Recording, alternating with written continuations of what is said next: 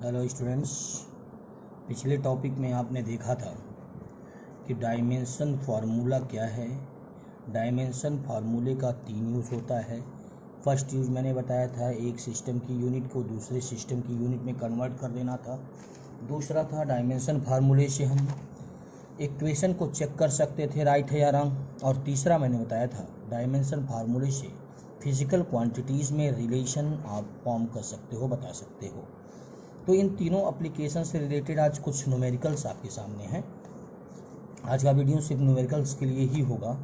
वह numericals, important numerical मैं छाट के लाया हूँ, उसको देखिएगा। जैसे पहला न्यूमेरिकल है, the number of particle crossing a unit area perpendicular to X axis in unit time is given by n means number of particle, unit area पर unit time, minus D n2 minus n1 upon x2 minus x1, where n1 and n2 are the numbers of particle per unit volume for the volume of x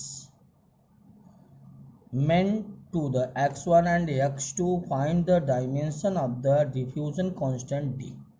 diffusion constant d का हमें dimensional formula चाहिए। तो सबसे पहला काम, मैं इस फार्मूले को जो लिखा n is equal to minus D n2 minus n1 upon x2 minus x1, तो d को ट्रांसफ़र करेंगे तो क्रॉस मल्टीप्लाई होगा, इसके नीचे कुछ नहीं तो 1 है, तो n into x2 minus x1 अपान n2 माइनस n1। इसका मतलब d का डायमेंशन फार्मूला वही होगा जो n का dimension formula into x2 minus x1 का डायमेंशन फार्मूला अपान n1 माइनस n2 का डायमेंशन फार्मूला है। तो n का डायमेंशन फार्मूला क्या होगा? What is the dimension formula of n? अब हम देखेंगे n है क्या। n दिया है कि यूनिट एरिया से यूनिट टाइम में निकलने वाले पार्टिकल की संख्या है।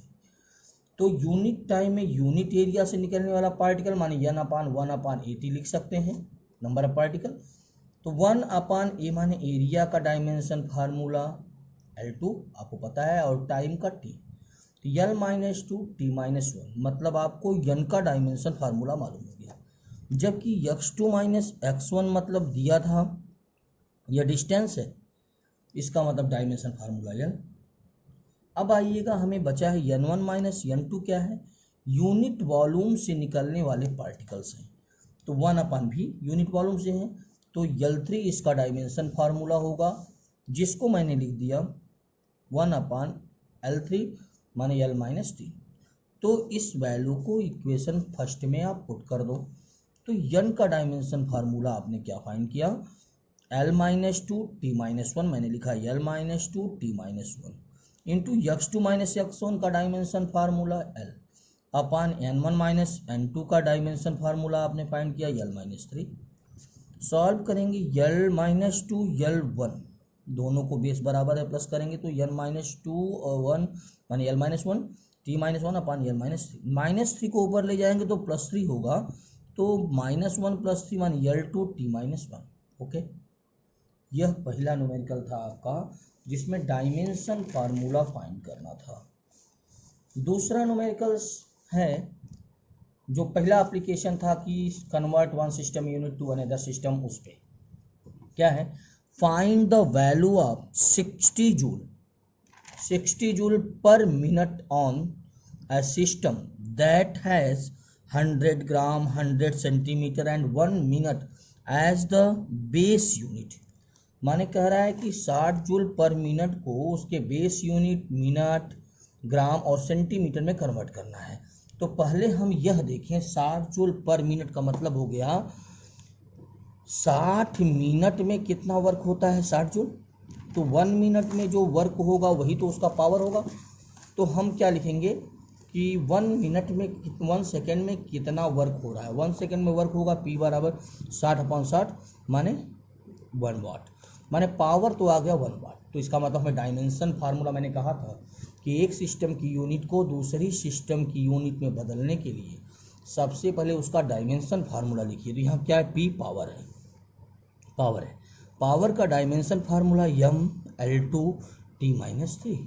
इसका मतलब जो फार्मूला यूज होगा उसमें यम यल और टी होगा, तो फार्मूला क्या बना, N2 is equal to N1। याद करिएगा, मैंने पिछले लेक्चर में बताया था, यम माने है यम है तो यम 1 अपान यम 2 पावर कितना 1, फिर यल है तो यल 1 अपान यल 2 पावर कितना है 2, फिर क्या है टी, तो T1 अपान T2 पावर माइनस 3।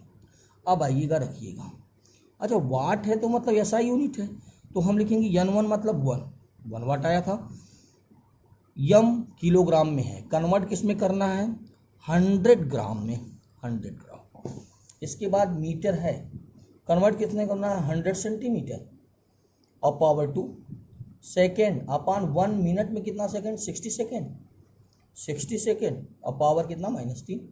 अब हम सॉल्व करते हैं, 1 अपान 1 kg माने 1000 अपान नीचे 100 ग्राम, मीटर में 100 सेंटीमीटर, लेकिन स्क्वायर तो 100 इंटू 100 अपान 100 इंटू 100 स्क्वायर था इसलिए, इंटू सेकेंड अपान 60, सेकेंड सेकेंड से कैंसिल हो गया, यह पूरा गया। इसका मतलब यहाँ बचा 10, अरे तो 0 2 0 डिवाइड, तो 10 बचा, 10 इंटू 1 अपान 60 पावर -3, यानी लिख सकते हैं इसको 10 इंटू 1 अपान 60 पावर -3। -3 कब प्लस होगा, जब फ्रैक्शन चेंज हो जाएगा, तो हमने ऊपर कर दिया। सॉल्व करने के बाद इतना आपका आंसर आ गया, किसमें, ग्राम सेंटीमीटर मिनट में। ओके, अब दूसरा न्यूमेरिकल यह इस पे आधारित होगा। पहले यह समझ में आपको आ गया कि नहीं, कि एक सिस्टम की यूनिट को दूसरी सिस्टम की यूनिट में कैसे चेंज करते हैं। दूसरे से हम चेक करेंगे इक्वेशन राइट है या रॉन्ग। जैसे find the dimension of A upon B, A upon B का डायमेंशन बताना है। The equation F is equal to A under root X plus B T square, where F is the force, x is the distance. तो आइए, एक थोड़ा important चीज़ है, यह ध्यान से देखिएगा। इसका मतलब जो F का डायमेंशन फार्मूला इक्वेशन में, वही ए अपान अंडर रूट एक्स का होगा, वही बी टी स्क्वायर का होगा, क्योंकि जिसके डायमेंशन फार्मूले सेम होते हैं उन्हीं को एक साथ ऐड या सब्ट्रैक्ट कर सकते हैं। तो इसका मतलब यह हुआ कि ए अंडर रूट एक्स का dimension formula equal to B T square का dimension formula equal to F का डायमेंशन फार्मूला। तो हम लिखेंगे dimension formula of force is equal to dimension formula of A under root x. Force का dimension formula आप सभी लोग जानते हो, mL/t-2 इंटू ए का निकालना है under root X. Under root X मतलब क्या है, डिस्टेंस, डिस्टेंस का डायमेंशन फार्मूला यल। A is equal to mL/t-2, under root L को लिख सकते हैं यल पावर 1/2, सॉल्व करेंगे यल 1 पर जाएगा तो यम एल माइनस 1/2 t/2, ए की वैल्यू आ गई। सिमिलरली इसी प्रकार F dimension formula of F is equal to dimension formula of B T square. तो आप लिख सकते हो एफ का dimension formula mL/t-2 B into T square, अगर टी का डायमेंशन फार्मूला टी तो t2, टी को ट्रांसफर करो बी का आ जाएगा तो mL/t-2 t2 ऊपर जाएगा। अगर इसको सॉल्व करते हैं तो mL/t-2 ऊपर है, नीचे वाला भी जाएगा तो -2, तो आएगा mL/t-4।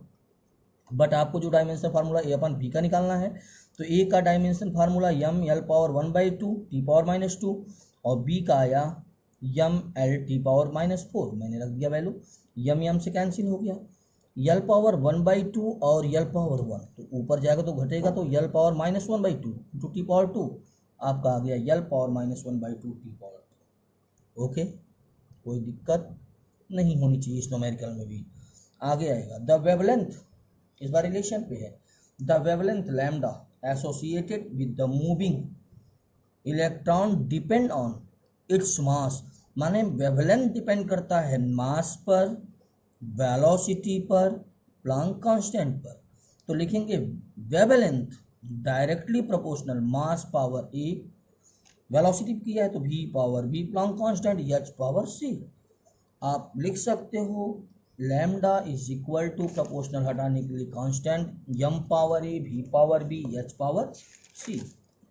बट आपको पता है कि लैम्डा माने वेवलेंथ का डायमेंशन फार्मूला यल, दोनों साइड का डायमेंशन फार्मूला पहले लिखेंगे कि कांस्टेंट यम का होता है कैपिटल यम, v का LT-1 का होल पावर b है।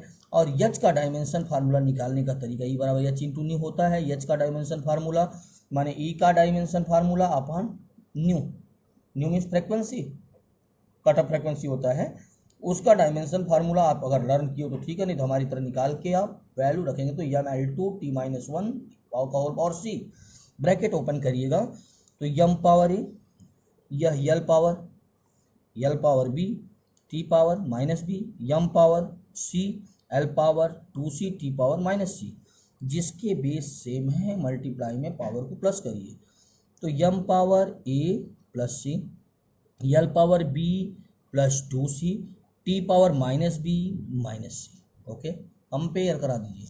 अब a प्लस सी यहाँ है, यहाँ क्या है zero, a plus C equal to zero पहला equation, b plus 2c is equal to 1 और minus b minus C equal to zero, तो minus b minus C equal to zero तो b is equal to minus C, आपने यह निकाल दिया। इस value को सब्स्टिट्यूट कर दो इक्वेशन b में, मैंने पुट किया b क्या क्या लिख सकते हैं minus C plus 2c equal to 1, तो c इक्वल टू 1 पहला आंसर आ गया, c की वैल्यू आ गई। अब a plus C equal to zero तो a इक्वल टू -1 आ गया और b का -1 है।